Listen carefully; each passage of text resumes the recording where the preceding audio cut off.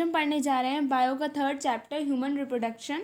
Okay, तो इस video में हम कवर करेंगे पूरा चैप्टर और मेरे साथ एंड तक देखना है human reproductive system and what are the important topics. ठीक है, और इम्पॉर्टेंट डायग्राम कौन कौन से है वो भी मैं इस वीडियो में बताऊंगी, तो मेरे साथ एंड तक बने रहना। ह्यूमन रिप्रोडक्टिव सिस्टम पढ़ेंगे आज हम लोग। ठीक है, और पसंद है तो मेरे चैनल को सब्सक्राइब ज़रूर कर देना, लाइक ज़रूर कर देना, कमेंट मुझे करके बताना कि कैसी लगी मेरी आज की video. Okay, let's start human reproduction. ठीक है, तो हम ह्यूमन रिप्रोडक्शन में पढ़ेंगे the male and female reproductive system. ठीक है, तो ये क्यों इंपॉर्टेंट होता है ह्यूमन रिप्रोडक्शन। ठीक है, दो टाइप का रिप्रोडक्शन होता है, सेक्शुअली एसेक्सुअल। ह्यूमन कौन सा करते हैं, ह्यूमन करते हैं रिप्रोड्यूस सेक्शुअली, एंड क्या होता है वीवी पैरस होते हैं। ठीक है, कैसे ये सेक्शुअली रिप्रोड्यूस करते हैं और वीवी पैरस होते हैं। ठीक है, in humans the reproductive phase start after puberty. ठीक है, after puberty, after gaining puberty at adolescence जो रिप्रोडक्टिव फेज़ है वो स्टार्टअप हो जाता है। ठीक है, उससे पहले नहीं होता है। ठीक है, इसमें कई सारे प्रोसेसेस होते हैं रिप्रोडक्शन में, वो सारे हम लाइन बाय लाइन पढ़ेंगे। ठीक है, इस चैप्टर में, क्योंकि इन्हीं टर्म्स के ऊपर हमारा पूरा चैप्टर बेस है। ठीक है, ये इन सारे चैप्टर फर्टिलाइजेशन, इम्प्लांटेशन, ठीक है, इन टर्म्स को हम जानेंगे। ठीक है, क्योंकि इन्हीं टर्म्स के ऊपर हमारा पूरा चैप्टर, अगर ये टर्म समझ नहीं आए तो पूरा चैप्टर समझ नहीं आएगा। ठीक है, मैं 1 बाय 1 इसका पहले एक लाइन बताती हूँ कि इस टर्म का मतलब क्या होता है, फिर मैं फुल्ली एक्सप्लेन करूँगी नीचे। ठीक है, ठीक है, तो फर्स्ट हम पढ़ते हैं गैमेटोजेनेसिस। इसका मतलब क्या होता है, द फॉर्मेशन ऑफ गैमेट्स। ठीक है, द फॉर्मेशन ऑफ गैमेट्स, ठीक है, इन ह्यूमंस इज कॉल्ड गैमेटोजेशन। ठीक है, इस पार्ट का मतलब, इस टर्म का मतलब क्या होता है, द फॉर्मेशन ऑफ गैमेट। ठीक है, now we will discuss about second term, that is insemination. ये क्या होता है कि the transfer of sperm into female genetic tract is called insemination. Okay, now we will discuss about third point, that is fertilization. तो fertilization तो पता ही होगा, the fusion of male gamete and female gamete is called fertilization. ठीक है, now we will discuss about gestation. Gestation क्या होता है, embryonic development. ठीक है, जिस टाइम 9 मंथ का जो एक टाइम पीरियड होता है प्रेगनेंसी का, उसको हम क्या बोलते हैं, gestation.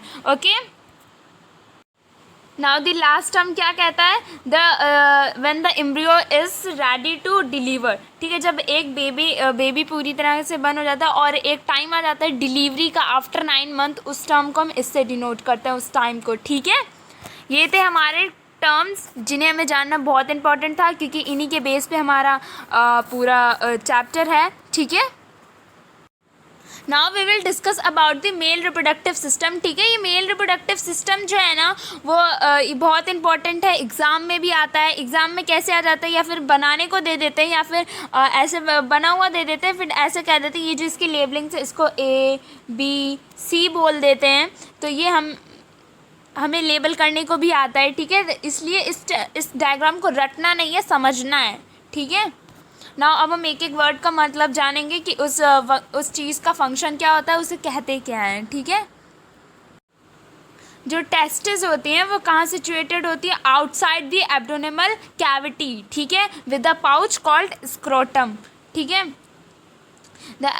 the testes are situated outside the abdominal cavity with a pouch called scrotum. Okay, तो इस वर्ड का मतलब हमें पता चल गया, इसका मतलब क्या होता है, स्क्रोटम। ठीक है, और ये वर्ड, ये जो हमारा ये जो डायग्राम है, ये मतलब कि ह्यूमंस में कहाँ प्रेजेंट होता है, पैल्विक रीजन में। ये 1 मार्क्स के क्वेश्चन में आ सकता है कि where is the male reproductive system is present in which region, तो क्या होगा, पैल्विक रीजन। उस रीजन को क्या कहेंगे, पैल्विक रीजन। ठीक है, ये किस किस चीज़ों से मिलके बना है, a pair of testis, accessory glands and ducts और एक्सटर्नल जेनिटल। ठीक है, ये इन 3 चीज़ों से ये क्वेश्चन आ सकते हैं, इसलिए मैंने बहुत बारीकी से एक एक लाइन के पूरी NCERT को कवर करते हुए नोट्स बनाए हैं। ठीक है, तो ऐसे पूछा जा सकता है 1 मार्क्स का क्वेश्चन। नाउ हम दूसरे टर्म की मीनिंग जानते हैं। ओके, नाउ हम पढ़ेंगे टेस्टिस। ठीक है, टेस्टिस का मतलब क्या होता है और ये कहाँ सिचुएटेड होता है और इनका फंक्शन क्या होता है वो हम पढ़ेंगे। ठीक है, तो testis are situated within the scrotum, और हमें स्क्रोटम पता है क्या होता है। The testis is situated outside the abnormal cavity with a pouch called scrotum. Okay, which protect the testis and also help in maintaining the temperature. ठीक है, ये किस लिए वर्क करता है। स्क्रोटम क्या वर्क क्या होता है कि प्रोटेक्ट करता है टेस्टिस को और क्या करता है, maintaining the temperature. Okay, now अब सेकेंड पॉइंट पढ़ते हैं टेस्टिस के बारे में। दिस कि each testis is 4 to 5 centimetre in length and 2 to 3 centimetre in breadth. Okay, okay, 2 to 3 centimetre in breadth होती है and has two 250 compartments called testicular lobes. ठीक है, इसमें 250 कंपार्टमेंट्स होते हैं जिसको क्या बोलते हैं, टेस्टियल लोब्स। और ये इनकी लेंथ क्या होती है, 4 to 5 सेंटीमीटर, और ब्रेथ क्या होती है, 2 to 3 सेंटीमीटर। ओके, नाउ अब हम इसका थर्ड फंक्शन पढ़ते हैं। इसका फंक्शन क्या होता है। Tubular lobes have seminiferous tubules which are sites of sperm formation. ठीक है, इसमें ये जो ट्यूब्यूल्स लोब हम टेस्टिस ऐसी होती है ओवल शेप में, इसमें ऐसे ऐसे ऐसे लोब्स होते हैं। ये जो लोब्स होते हैं ये किस में हेल्प करते हैं, फॉर्मेशन ऑफ स्पर्म में। ठीक है, स्पर्म की फॉर्मेशन में ये हेल्प करते हैं। ठीक है, नाउ अब हम इसका पढ़ेंगे फोर्थ पॉइंट, दैट इज। ठीक है, अब हमें पता चल गया ना टेस्टिस का वर्क क्या होता है कि इसके अंदर जो सेमिनी ट्यूब्यूल्स होते हैं उनके वो कौन सी किस में हेल्प करवाते हैं, स्पर्म फॉर्मेशन में। ठीक है, तो हमें इतना पता चल गया कि टेस्टिस किस में हेल्प करता है, स्पर्म फॉर्मेशन में। ठीक है, और क्या होता है इसमें जो ट्यूब्यूल्स होते हैं are linked by 2 type of cell. वो 2 टाइप ऑफ सेल के थ्रू लिंक्ड होते हैं। एक होता है मेल जर्म सेल, एक सेंट्रोइल सेल्स। ठीक है, तो मेल जर्म सेल क्या होता है, they undergo meiosis to form sperms. ठीक है, वो अंडरगो मियोसिस जाते हैं और स्पर्म बनाने में हेल्प करवाते हैं। ठीक है, इसीलिए टेस्टिस में क्या होता है, स्पर्म फॉर्मेशन होता है। ठीक है, ठीक है, अब सेकेंड सेल क्या होती है, Sertoli cell.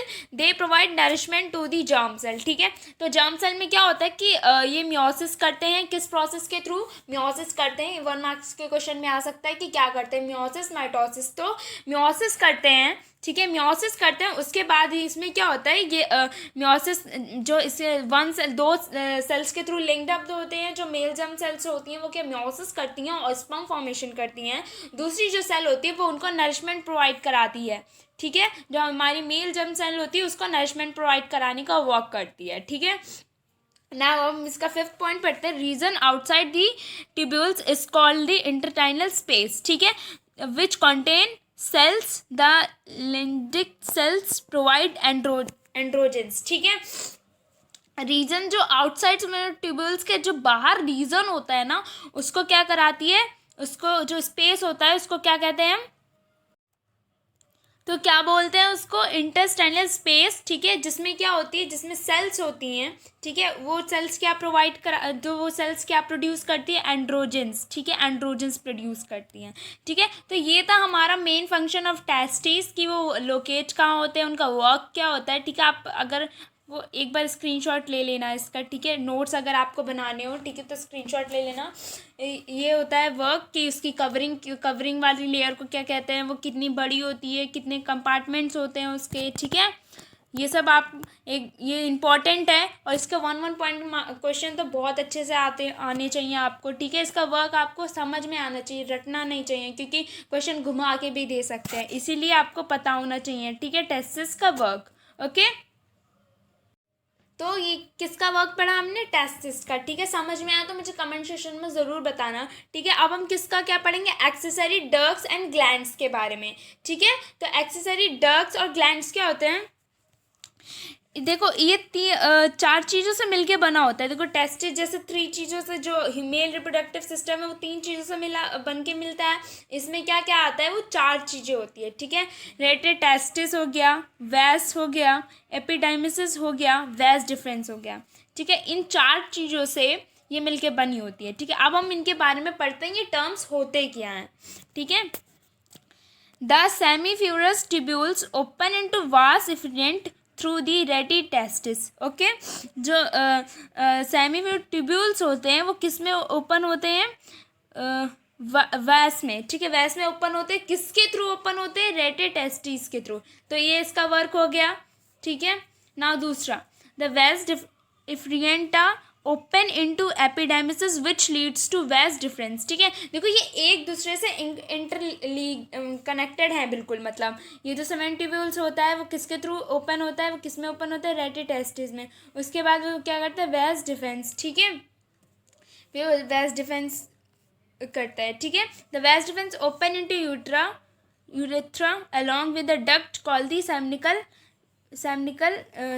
Vesicle called the ejaculatory duct, okay, ठीक है। अब हम पढ़ते हैं कि ये डक्ट जो है कि जो the vas deferens open into urethra along with the duct from seminal vesicle called ejaculatory duct, ठीक है। अब ये जो डक्ट है जो ओपन हुआ है किसकी हेल्प से, सेमाइनी वेसल्स एंड वैस डिफरेंस की वजह से, वो उस डक्ट का वर्क क्या होता है, वो क्या करता है, the ejaculatory duct store the sperm and transports them to the outside, ठीक है।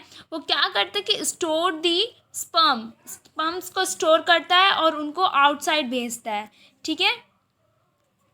Then the urethra start from the urinary bladder, extend through the penis and open wide the urethral metal, ठीक है जी। यूरेथ्रा होता है वो कहाँ से start होता है, यूरिनरी ब्लैडर से एक्सटेंड करता है थ्रू दी पेनिस, ठीक है, थ्रू दी पेनिस को आगे बढ़ता है, then open into a urethral मेनोटॉज, ठीक है। फिर ये किस में कन्वर्ट हो जाता है, किस में ओपन हो जाता है, यूरेथ्रल मेनोटॉज में, ठीक है। फिर एक्सेसरी ग्लैंड्स इंक्लूड्स, ठीक है। अब देखो हमने इतना सब पढ़ लिया, डक्ट्स के बारे में पढ़ लिया कि उनकी फंक्शन क्या होते हैं, क्या होता है, ठीक है। एक अगर नहीं समझ आए तो दोबारा जाके मेरी वीडियो को देखना। उसके बाद कि एक्सेसरी ग्लैंड्स में क्या क्या आता है, ठीक है। A pair of seminal vessel, prostate gland, a pair of gland, ठीक है। A pair of seminal vesicles, prostate glands, a pair of bulbourethral glands, ठीक है। ये तीन चीज़ें, ये बहुत इंपॉर्टेंट 1 मार्क्स के क्वेश्चन में पूछा जा सकता है कि एक्सेसरी ग्लैंड्स में क्या क्या इंक्लूड होता है, बाकी की चीज़ों में क्या क्या इंक्लूड होता है, ठीक है, ठीक है।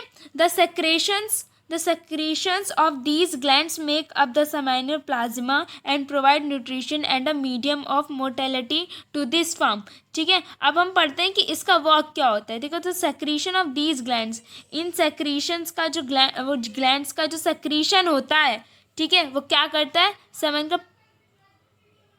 सेमेनिकल प्लाज्मा बनाता है और क्या न्यूट्रिशन प्रोवाइड कराता है ताकि वो मूव कर सके। जो स्पर्म ऐसा होता है, ये उसका हेड होता है, ये उसका टेल होता है, ये जो मूव करने, ये किसकी वजह से हेल्प करता है, क्योंकि because of the secretion of ducts, ठीक है।